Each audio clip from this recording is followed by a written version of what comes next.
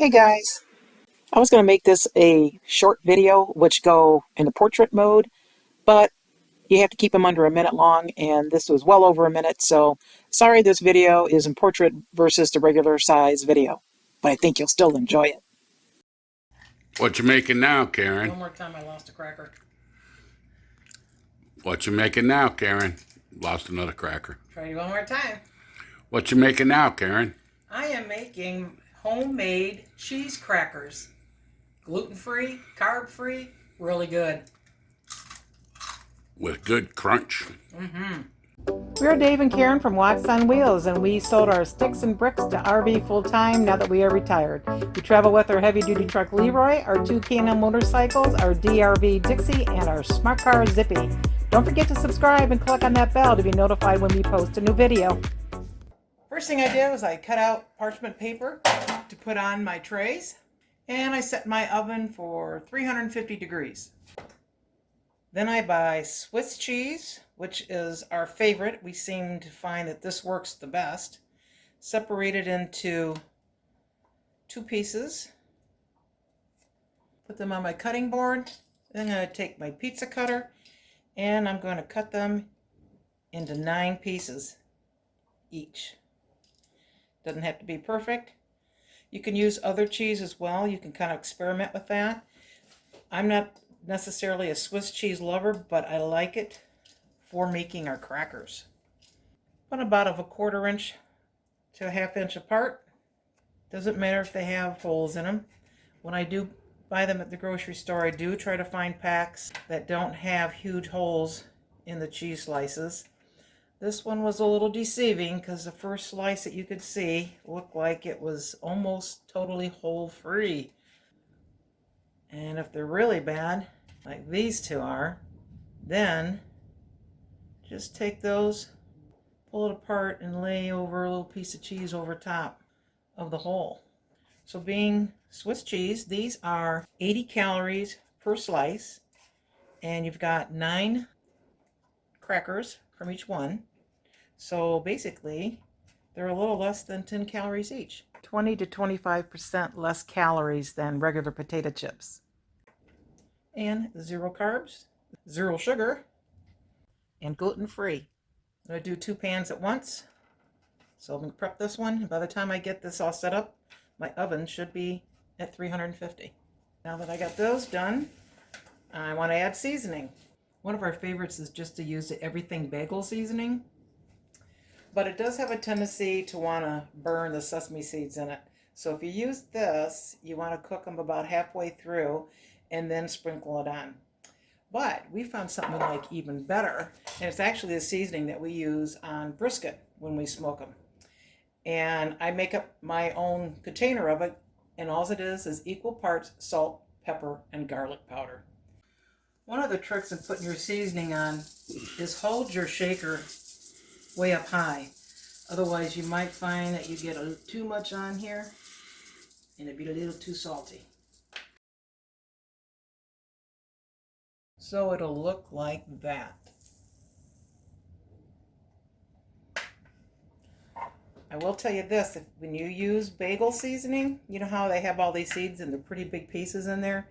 I highly recommend you just use your fingers and put a little bit on each one. If you shake it on there, you'll be wasting a lot of seasoning. But I'm just going to stick with my homemade salt, pepper, and garlic powder.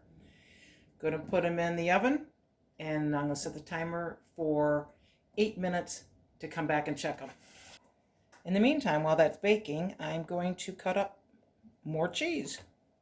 Well, the timer went off, so my oven is old. It's not convection.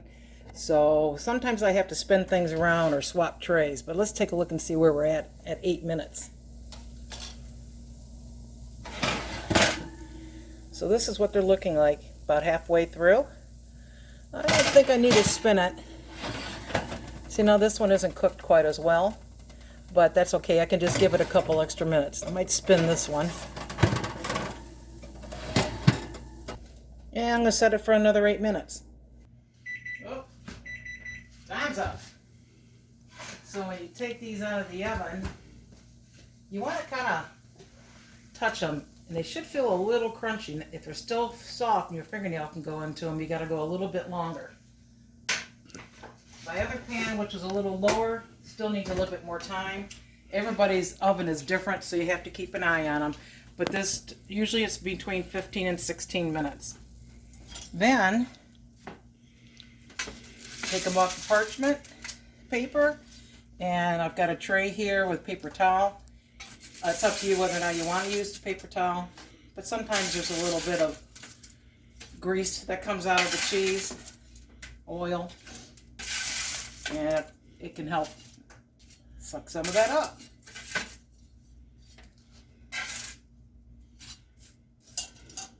And let them cool.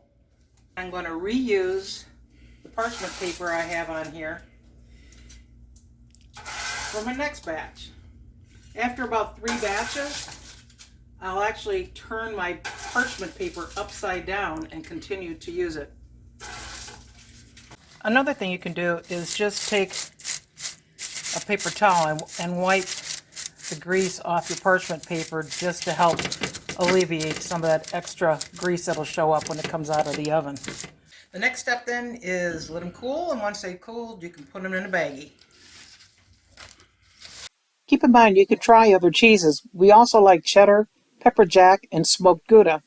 And we've also used mozzarella that's shredded and just put it in little piles.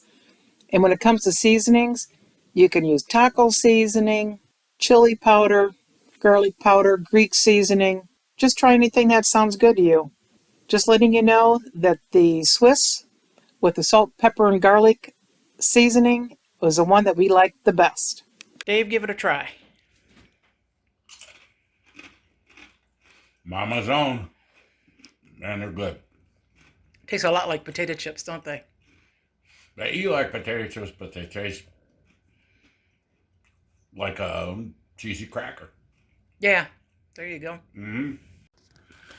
If you're going to eat these within a day or two, you could leave them in the baggie out on the counter, but if it may be a while, you can either freeze these or just keep them in the refrigerator. Keeps them fresh that way. We've had them in there for a couple weeks sometimes, and great. Just leave them in the fridge.